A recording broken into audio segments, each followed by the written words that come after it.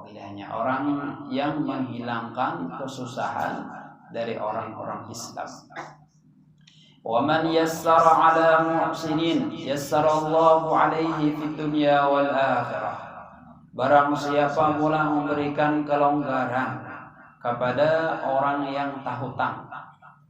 Ini orang tahu hutangnya. Kita beri kelonggaran. Jangannya temponya sudah habis dah. Cuma orang kada mau bayar lawan kita beri kelonggaran. Nah, orang yang memberi kelonggaran kepada orang yang tahu hutang tadi, yassarallahu alaihi fid dunya wal akhirah. Allah Ta'ala pun akan berikan kepadanya kemudahan, kelonggaran dalam masalah dunia dan akhirat. Ini fadilah orang menghutangi. Orang menghutangi itu kata Rasulullah berapa lipat gandanya. Kalau kita bersedekah itu lipat gandanya 1:10. Tidak bersedekah 10.000, 100.000 di hadapan Allah.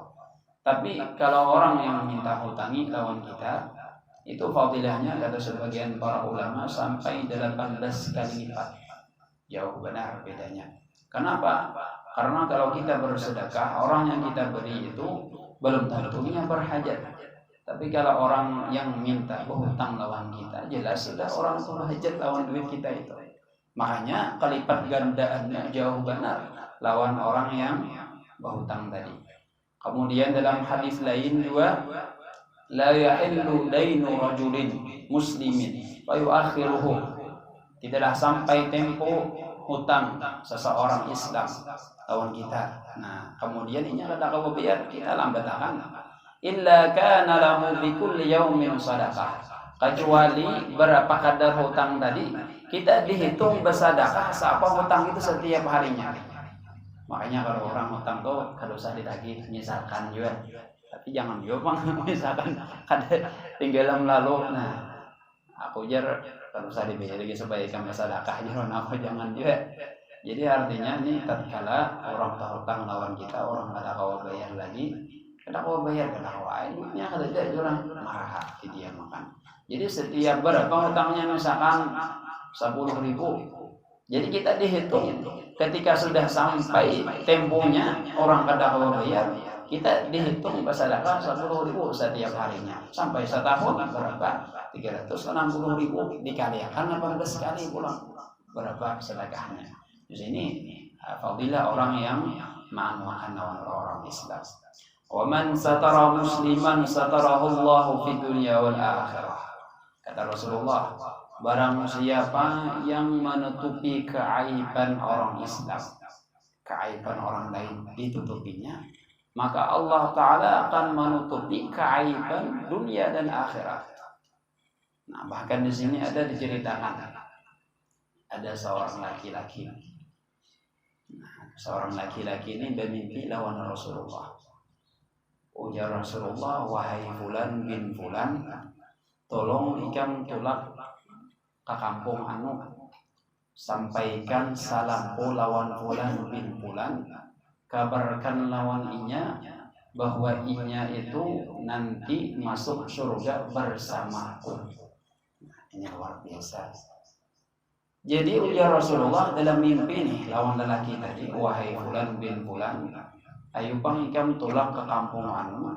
Di kampung situ ada seorang laki-laki namanya fulan, si anu namanya. Nanti kalau ikam ketemu lawannya, sampaikan salamku padakan.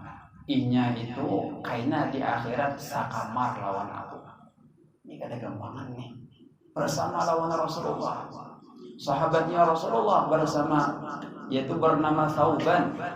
Thauban ini menolong membantu lawan Rasulullah. Ya Rasulullah, wahai Thauban, napa ikam hendaki? Ujar Thauban, as'aluka murafaqataka ya Rasulullah. Ulun minta kana napa-napa, ulun minta supaya sakamar lawan pian di akhirat, satu lepan lawan pian di akhirat. Ini kada gampangan. Jadi lelaki yang dikabarkan Rasulullah yang berdiam di kampung anu tadi, disebutkan oleh Rasulullah dalam mimpi bahwa inya ini sakamar kainnya bersama Rasulullah dalam mimpi.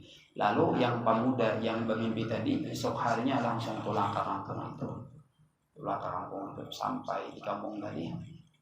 Ketika sampai di kampung itu bertemu lawan lelaki yang dikabarkan oleh Rasulullah bahwa laki-laki ini kainnya di akhirat akan sakamar lawan Rasulullah, saruangan lawan Rasulullah, luar biasa.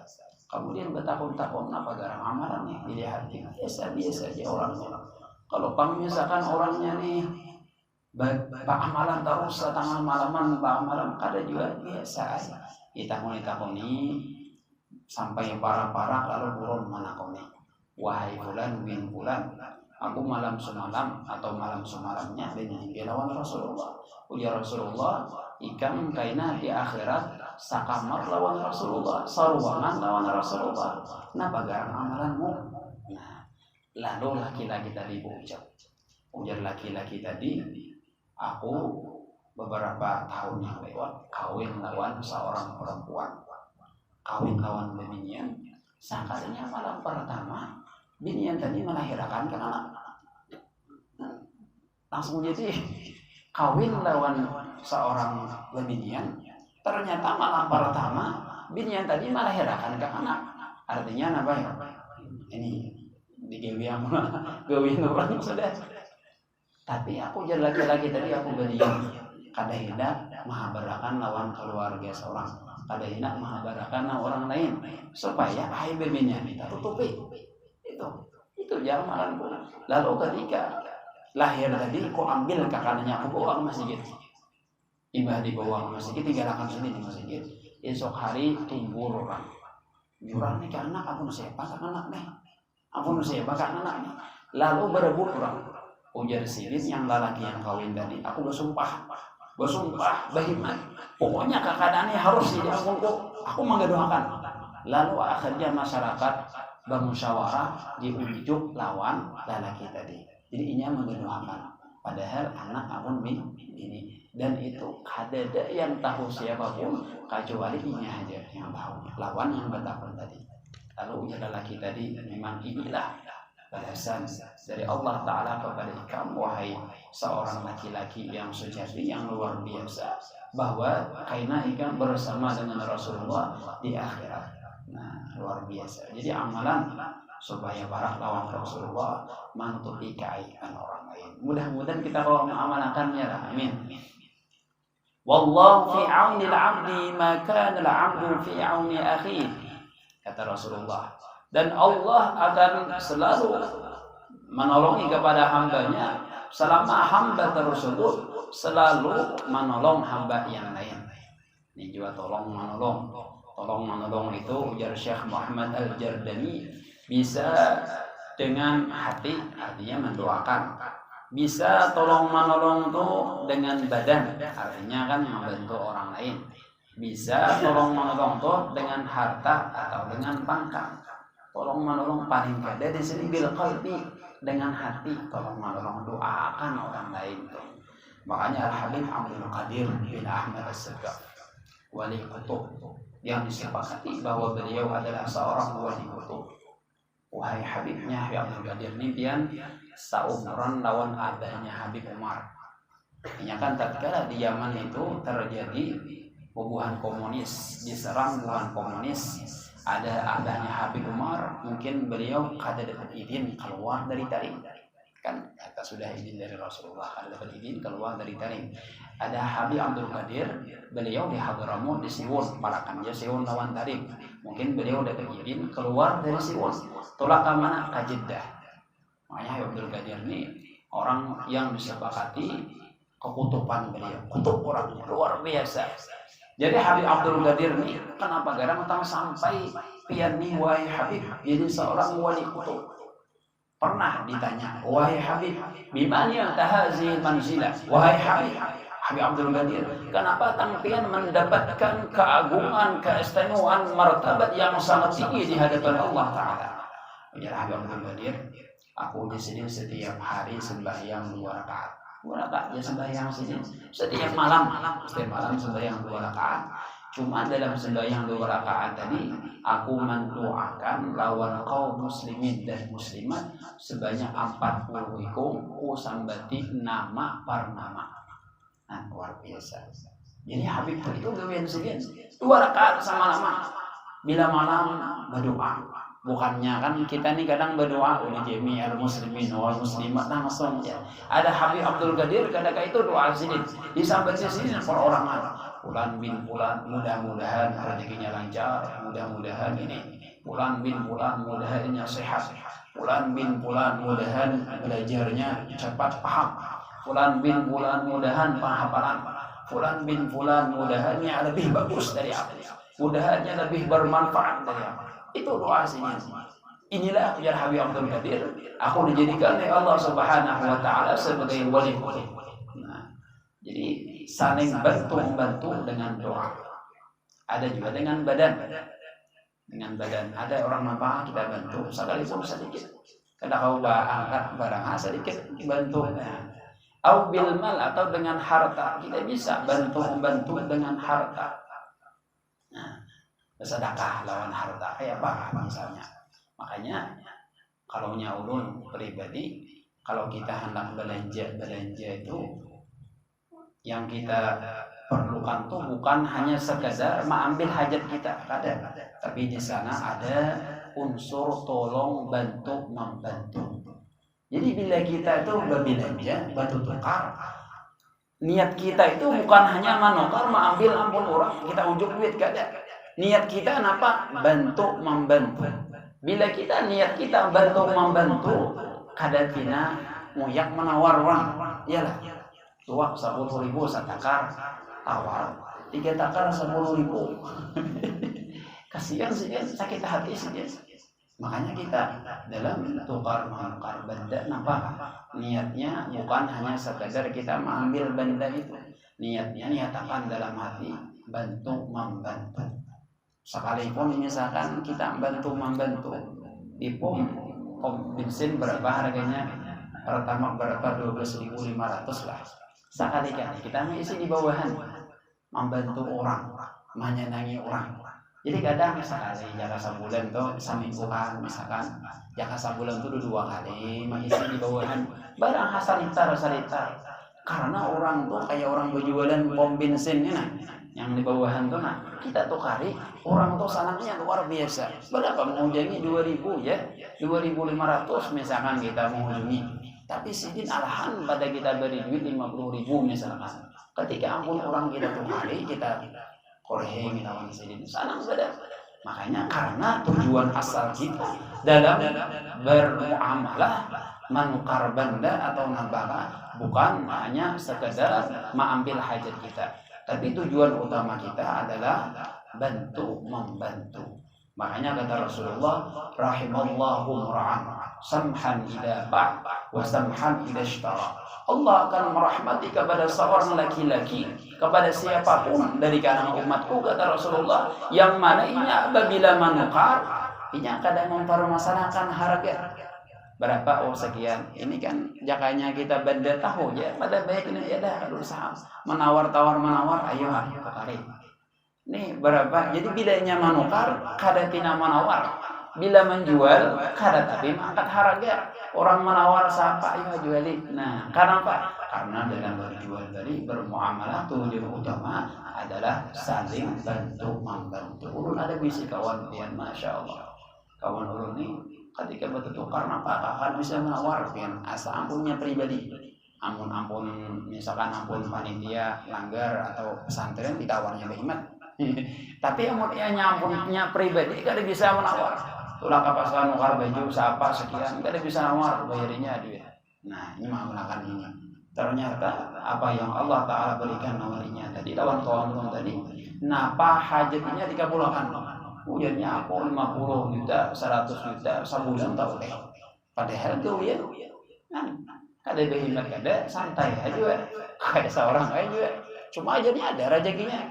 100 juta, ininya 50 juta, cuma sebulan kok tak boleh aja. Mungkin menjadi itu apa namanya alasannya Allah Ta'ala berikan. Jadi tatkala ini berbelanja, menukar, menjual, inya menyenangi orang, mengabulkan hajat orang, lalu inya pun diberikan oleh Allah Ta'ala kemudahan dalam segala urusan. Nah, jadi Allah fi auni al-'abdi ma kana al-'abdu fi auni akhi.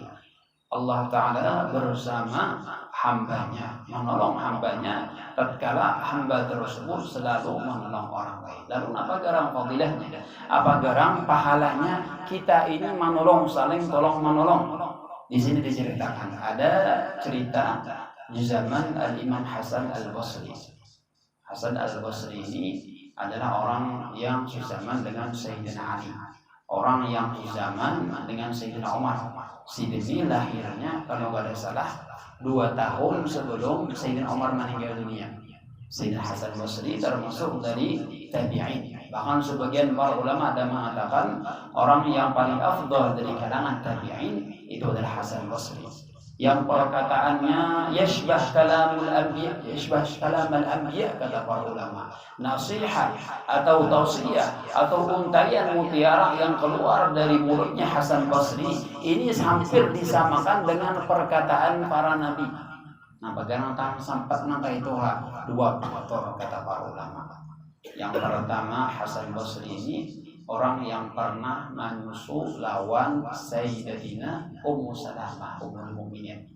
Jadi bekas itu kata sebagian para ulama, sini jadi pintar. Perkataan yang keluar dari mulut ibaratkan bagus-bagus. Nyusul lawan bininya Rasulullah. Jadi istilahnya ini kan anak Rasulullah, anak sasolehnya lah. Anak sasusu Rasulullah. Kenapa? Karena sidin menyusul lawan bini Rasulullah yang bernama Ummu Salamah. Yang masalah susul menyusul penting benar. Penting benar. Di Hadramaut ada seorang perempuan ujar Habib Umar, isi anak berataan, Masya Allah luar biasa. Kalau ada salah anak sana hafal Quran berataan. Kenapa alasannya? Karena bini yang tadi tatkala menyusui anak itu pasti dalam keadaan wudu. Dalam keadaan wudu, bahkan sebagian darinya di Hadramaut kata Habib Umar, inya mengkhatamkan Al-Quran, puluhan khatam Al-Quran dikhatamkannya ketika menyusui anak. Masya Allah luar biasa. Nah, jadi anak ini maulah pasti jadi orang bagus, pasti jadi orang baik, karena ada kesan dari Al-Quran tersebut. Jadi Imam Hasan Basri itu jadi luar biasa. Kenapa? Karena sidin pernah menyusul lawan Sayyidina Ummu Salamah, istrinya baginda Rasulullah. Alasan yang kedua, karena beliau ini pernah didoakan oleh Sayyidina Umar. Ya Sayyidina Umar, Allahumma faqihhu fid din. Ya Allah, pahamkanlah Hasan Basri ini dengan masalah agama. Wa ahbib ilaihin nas, dan cintakanlah hati mereka kepada Hasan Basri. Makanya sini ini orang yang sangat diterima di kalangan masyarakat. Bahkan bila sini baca ramah menangisan orang, bila sini tausiah orang yang paham, yang ada paham, yang tuha, yang berataan menangis. Masya Allah luar biasa si Hasan Basri ini. Nah, jadi Al-Imam Hasan Basri pernah pada suatu hari beliau ini saking perhatiannya kepada orang Islam, kepada orang-orang lain dalam membantu. Nah, pernah pada suatu hari Sayyidina Hasan Al-Basri ini mengutus kawanan sidin untuk membantu seorang laki-laki di zaman sidin yang terkena musibah atau terkena kesengsaraan, diutus sidin. Lalu ujar Hasan Al-Basri, wahai kawan-kawanku, artinya wahai muridku, kaina bila tetamu lawan Thabit Al-Bunani padahkan umpatiha. Nah, lalu kawanan Hasan Basri tatkala sampai kepada Thabit Al-Bunani, ternyata Thabit Al-Bunani dalam keadaan i'tikaf, dalam keadaan auram. Nah, lalu kata kawasi ini manggini kakawanan sini anak membantu seorang laki-laki tadi. Lalu ujar Hasan Basri, wahai kakawananku, kabarkan kepada Thabit Al-Bunani bahwasanya orang yang membantu kepada orang Islam, nih, membantu orang Islam, membantu kebutuhan keperluan orang Islam, kita berusaha membantu lawan orang Islam, itu napa fadilahnya? Khairul laka min hajjatin ba'da hajjah. Itu kata beliau lebih afdal, lebih baik daripada bahaji dan bahaji. Masya Allah luar biasa. Bantu orang Islam. Berapa ada kita bantu siapakah? Nah, kita membantu orang-orang Islam yang mana mereka dalam keadaan kesusahan itu lebih afdal pahalanya daripada berhaji ke Baitullah. Nah, luar biasa.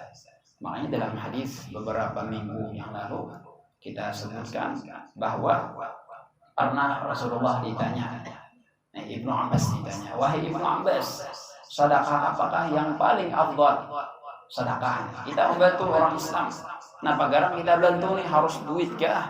Harus kita membantu harta yang benar kah? Pernah ditanyakan kepada Ibnu Abbas, wahai Ibnu Abbas, apa garang-garangan apa sedekah yang paling afdal? Ujar Zainal Abidin, aku pernah mendengar Rasulullah bersabda, ya Rasulullah, man saqa musliman syarabata ma fi makanin yujadu fihi al-ma faka'annama a'taqa raqabah. Barang siapa yang memberikan air minum satu tegokan. Nah, setegokan banyu minum. Kalau kita aqua nih kira-kira berapa tegokan ya? Hah? Banyak nih, mungkin bau puluhan kali itu. Nah, memberi minum satu tegokan kepada orang Islam yang mana di ketika itu banyu banyak aja higa-higa. Ya kan ada kita memberi minum orang di tempat yang ada banyunya. Lawan kita memberi minuman lawan orang Islam di tempat yang banyu banyak aja. Kayak wadah kita ini kan tuh sungai. Banyak aja banyunya. Banyu aqua banyak aja, di higa-higa ada aja orang berjual. Lalu napa garang fadilahnya orang yang memberikan air minum satu tegokan kepada orang Islam, kata baginda Rasulullah, di tempat yang mana tempat tersebut banyak aja banyunya, faka'annama a'taqa raqabah. Orang tadi seakan-akan pahalanya sama lawan memerdekakan seorang budak, seekor budak. Budak itu harganya mungkin gak ada orang pada 100 juta lah ya. Budak itu harganya mungkin gak ada orang pada 100 juta. Jadi orang yang bersedekah memberikan minum satu tegokan banyu itu fadilahnya sama lawan bersedekah 100 juta. Nah, ini pentingnya kita berbuat baik kepada orang-orang Islam. Kalau kami di Hadramaut di Tarim, Al-Habib Omar itu sangat mengamalkan hadis ini. Jadi kayak apa? Jadi bila majelis beliau, majelis ini misalkan ibadah asar, itu kan asal ada puasaan ya, puasaan kan dibagi banyak. Bila ada puasaan, karena bila di pertengahan majelis, ini kamera jalan di pertengahan majelis, karena padanya itu sesurung banyak yang berdirinya ratusan orangnya, berdiri besar-besar. Nah berdirian berataan mulai sini sampai ke tempat banyak. Nah jadi ulun rajin kekawanan kita pun benar. Bahkan kata beliau, nih banyu kita yang diadakan banyu ini Allah Ta'ala kadang merupakan tatkala kita mengambil satu cangkir kita anda kayak itu pun Allah Ta'ala kadang bakalan lupa dengan kebaikan tersebut. Mengambil dari hadis ini, orang yang bersedekah satu tegokan air, saqa musliman memberikan minum. Ini memberikan minum ini bukan berartinya bersedekah, ada. Bisa diartikan bersedekah, bisa diartikan inya mengambilkan orang banyu minum. Berapa fadilahnya? Satu tegokannya sama lawan memerdekakan satu orang budak. Makanya Masya Allah luar biasa itu. Habib Umar mengajarkan kepada santri-santrinya agar saling bantu membantu. Makanya ulun alhamdulillah ketika hari-hari corona itulah kan cangkir nih bahaya nih. Jadi ulun tukar cangkir halus sebutin. Jadi bila ulun ngajuin cangkirnya khusus gesan Habib, jangan yang lain jangan minum. Untuk Habib jadi cangkir itu hari-hari Habib minum cangkir itu alhamdulillah ada di sini. Ada cangkirnya mungkin karena bila hendak mengambil barakah karena kita makan mengambil barakah Habib sering beliau minum cangkir itu. Nah jadi orang yang memberikan air minum satu tegokan atau orang yang mengambilkan banyu minum satu tegokan itu pahalanya sama lawan dengan memerdekakan budak atau harga budak itu kalau kita hitung-hitung ini kurang lebih 100 juta luar biasa. Kenapa? Karena ini membahar. Karena ini adalah anjuran dari Rasulullah agar kita sebagai orang Islam satu sama lainnya agar bantu saling membantu. Bantuan yang telah kita ajukan kepada orang lain itu kadang bakal menjadi sia-sia. Bahkan balataan ada hitungannya. Bila kita baik lawan orang lain, orang lain Allah Ta'ala pun pasti akan baik lawan kita. Sebagaimana yang telah kita ketahui, apabila seorang hamba itu selalu di dalam menolongi kepada hamba-hambanya Allah Subhanahu wa Ta'ala, maka Allah akan menangani segala perkaranya. Jadi mudah-mudahan apa yang kita sampaikan pada malam hari ini kita bisa mengamalkannya, mengambil intisarinya dari semua apa yang telah kita dengarkan. Mudah-mudahan dengan pribadi kita mengamalkan dulu, dan kita balataan pun mengamalkan dosa-dosa kita, dosa keluarga kita, dosa orang yang pernah mengajarkan ilmunya kepada kita, diampuni oleh Allah Subhanahu wa Ta'ala. Mudah-mudahan apa yang kita niatkan, apa yang telah kita dambakan, apa yang telah kita cita-citakan selama dalam keridhaan Allah Subhanahu wa Ta'ala selalu diijabahkannya, dimudahkannya, dilancarkannya. Mudah-mudahan akan mudah kita sini berataan dimudahkan oleh Allah Subhanahu wa Ta'ala dalam belajarnya, dalam menghafalnya, dalam memaham ilmu yang telah mereka pelajari. Mudah-mudahan kita berataan dimatikan dalam keadaan husnul khatimah, dan tidak dimatikan kecuali kita melihat dengan rupanya baginda Rasulullah Sallallahu Alaihi Wasallam dan dikumpulkan nantinya bersama beliau dalam surganya Allah Ta'ala. Maka inilah yang bisa saya sampaikan. Apabila ada salah dan khilaf mohon dimaafkan. Wabillahi taufiq wal hidayah. Wassalamualaikum warahmatullahi taala wabarakatuh.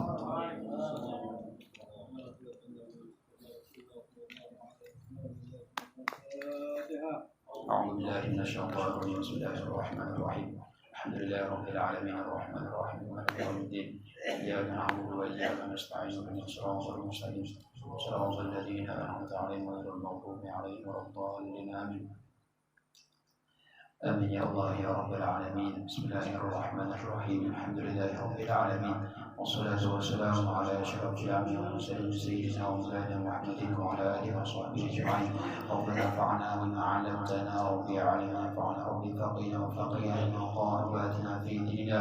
اللهم فقينا في الدين وعلم تأويل. اللهم فقينا في الدين وعلم تأويل. اللهم فقينا في الدين وعلم تأويل ورسل استقامة. اللهم يسر الهدى والتقى والعفو والغنى. اللهم أغننا بالعلم وزينا بالحلم وأكرمنا بالتقوى وجملنا بالعافية يا أرحم الراحمين. ربنا آتنا في الدنيا حسنة وفي الآخرة حسنة وقنا عذاب النار. وصلى الله على سيدنا محمد وعلى آله وصحبه وسلم. سبحان ربك رب العزة عما يصفون وسلام على المرسلين والحمد لله رب العالمين.